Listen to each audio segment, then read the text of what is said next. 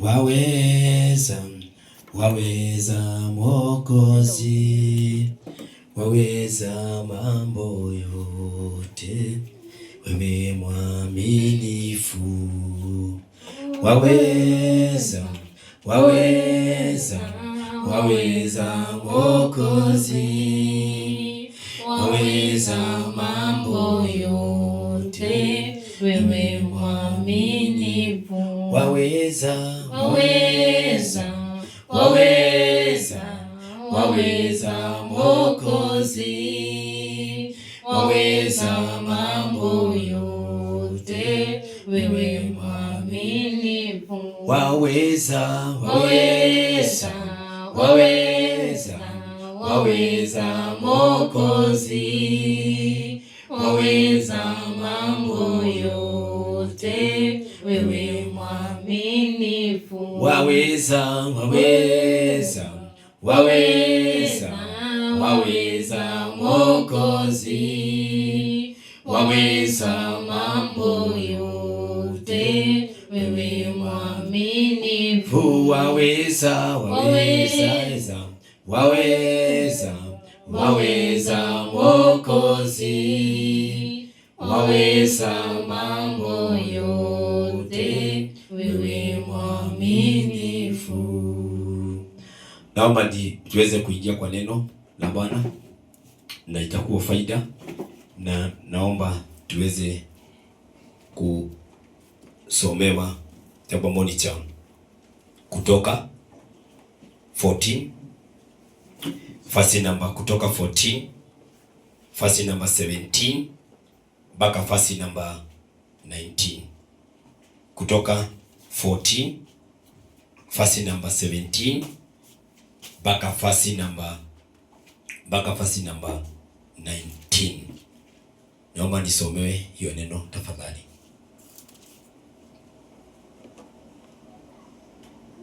Kutoka 14, 17 to 19. Nitaifanya mioyo ya Misri kuwa migumu. Nitaifanya mioyo ya Misri kuwa migumu. Kusudi waingie baharini. Kusudi waingie baharini. Wakiwafuata. Nami nitajipatia utukufu. Nami nitajipatia utukufu. Kupitia Farao pamoja na jeshi lake lote. Kupitia Farao pamoja na jeshi lake yote. Kupitia magari yake ya vita. Kupitia magari yake ya vita. Na wapanda farasi wake. Na wapanda farasi wake. Nao Wamisri watajua kwamba. Nao Wamisri watajua kwamba. Mimi ndimi Bwana. Mimi ndimi Bwana. Nitakapojipatia utukufu. Nitakapojipatia utukufu. Kupitia Farao. Kupitia Farao. Magari yake ya vita. Magari yake ya vita. Na wapanda farasi wake. Na wapanda farasi wake. Ndipo malaika wa Mungu. Ndivyo malaika wa Bwana aliyekuwa akisafiri mbele ya jeshi la Israeli. Aliyekuwa akisafiri mbele ya jeshi ya Israeli. Akaondoka. Akakaa nyuma yao. Akakaa nyuma yao. Pia ile nguzo la wingu. Pia ile nguzo ya wingu. Ikaondoka hapo mbele. Ikaondoka hapo mbele. Na kusimama nyuma yao. Na kusimama nyuma yao. Asante. Naomba tusemesane neno la Bwana ambao linaongelea Bwana kujitukuza kwa maadui.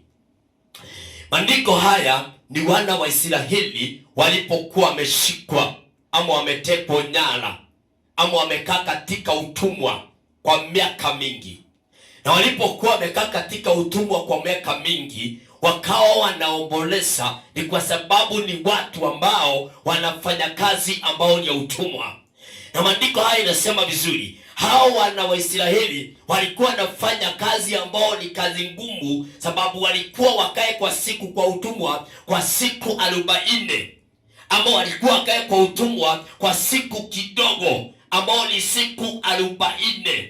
Lakini maandiko inasema vizuri, kwa hii siku 40 ilibadilika ikawa miaka 40, yani siku ikaongezwa ikawa mwaka.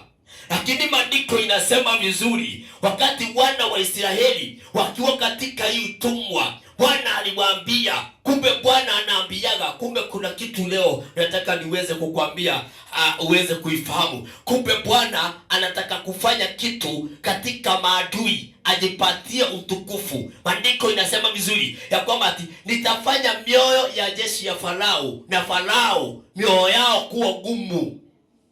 Kumbe Bwana ndiye anatuma jeshi ya Farao iwe na mioyo ngumu, na anasema vizuri, nitafanya mioyo yao iwe ngumu ili nijipatie utukufu kwao. Na nitafanya mioyo yao iwe ngumu ili hao maadui, ama hao waganga, ama hao wachawi, ama hao wanayekuonea, Bwana anaweka mioyo yao kuwa ngumu ili ajipatie utukufu katika hao. Sasa Bwana alitaka kuoneshana ya kwamba hao watu mioyo yao itakuwa ngumu, ama itakuwa haifanyi kazi, ama itakuwa mioyo yao imekuwa ngumu ili Bwana ajipatie utukufu. Maandiko inasema vizuri, malaika wa Bwana aliyekuwa anaongoza wana Israeli akiwa mbele yao akaona ni vizuri harudi nyuma. Kumbe kuna malaika ambao anaongozaga watumishi wa Mungu, anaongoza kanisa lake, anaongoza huduma yake, lakini hao maadui mioyo yao inayokuwa migumu ili Bwana ajipatie utukufu kwa maadui. Wewe ambapo umegonjeka kansa, wewe ambapo umegonjeka HIV, wewe ambapo unasikia umefika mwisho wa maisha. Unajua wana wa Israeli walikuwa wamefika mwisho wa maisha, walikuwa wanaangalia pande hii, wanaangalia pande hii, wanaangalia pande hii, wanaona bahari, wanaangalia nyuma, wanaona Wamisri wamekimbia. Kumbe Wamisri wanaambiwa wakimbie ili Bwana ajipatie utukufu. Kumbe Wamisri wanaambiwa wakimbie, waingie katika bahari ya Shamu ili Bwana waue, ili Bwana wamalize, ili Bwana waambie, sasa nyinyi maadui mmekuwa mkipigana na wana wa Israeli, mmewakalia miaka 40, lakini sasa kutoka leo hamutawakalia tena. Hivi umekaliwa na kifungo cha umasikini miaka ngapi? Cha uganga miaka ngapi? Cha kutokuolewa miaka ngapi? Cha kutokupata mtoto, waliye kufunga kupata mtoto. Yesu anakutangazia ya kwamba atajitukuza ndani ya hao waganga waliyesema utaitwa mama, waliyesema utaitwa jina tasa, waliyesema hautawaitwa mama, waliyesema hautawainyonyesha. Bwana anasema anataka kujitukuza ndani ya hao maadui, anataka kujitukuza ndani ya hao waganga. Maandiko inasema vizuri, ati nitajipatia utukufu ili wajue yeye ndiye Mungu. Nitajipatia utukufu kwao ili wajue yeye ndiye Mungu. Bwana anataka waelewe ya kwamba kuna Mungu ambapo akona nguvu kuliko miungu. Anataka ajipatie utukufu ili waganga wa Farao na jeshi ya Farao, wakimbiaji wa farasi, wajue kuna Mungu. Wewe uliye mgonjwa, elewa ya kwamba Bwana atajipatia utukufu kwa hizo magonjwa. Bwana atajipatia utukufu kwa hiyo laana, kwa hiyo neno la laana uliyepewa, neno la laana iliyenenwa dhidi ya maisha yako. Amini Bwana na atakutengenezea barabara. Bado Bwana, bado Mungu wa wana wa Israeli bado wako na bado anatendea watu kazi.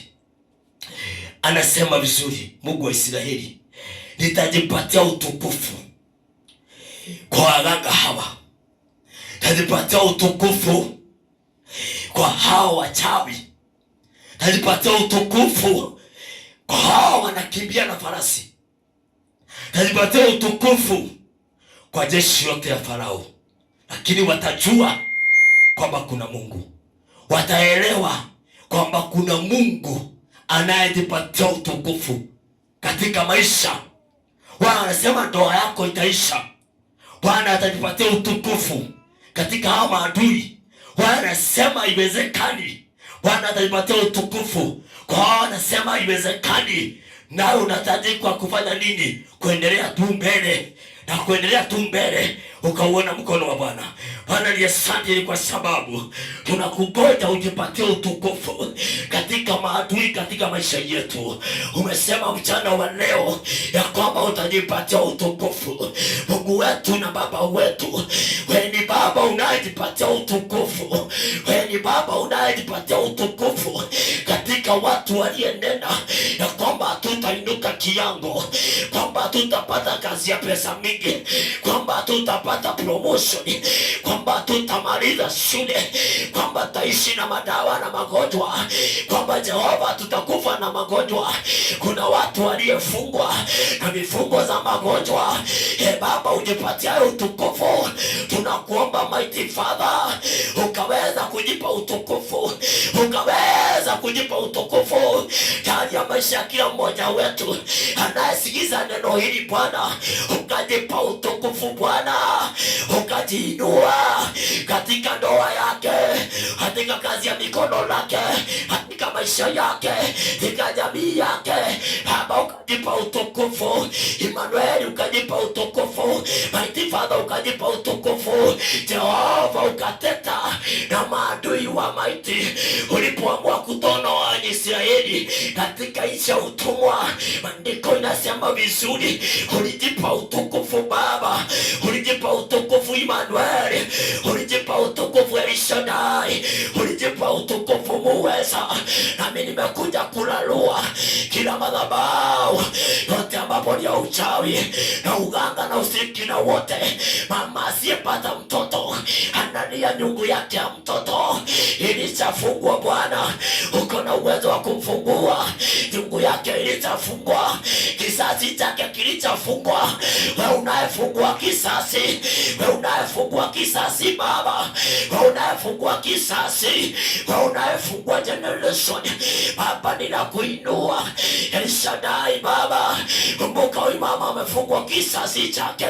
Jehova ukajipa utukufu. Mighty Father ukajipa utukufu. Wacha waganga waliomfunga wakajua kuna Mungu, wakajua kuna Baba, wakajua kuna Baba, wakajua kuna Baba, wakajua kuna Mungu ambapo aliye hai, wakajua kuna Baba, katika jina la Yesu Kristo Mwana wa Mungu aliye hai. Asante kwa wote wanaposikia neno hili, hako katika taifa la Kenya, hako katika bahari popote alipo Baba, hii neno ikawa faida juu yake na uzao wake.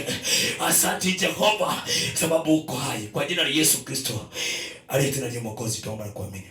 Amen. Amina. Mungu awabariki na watende mema. Hiyo neno wacha Bwana akajipa utukufu ndani ya uzao wa tumbo lako, permanent generation. Asante.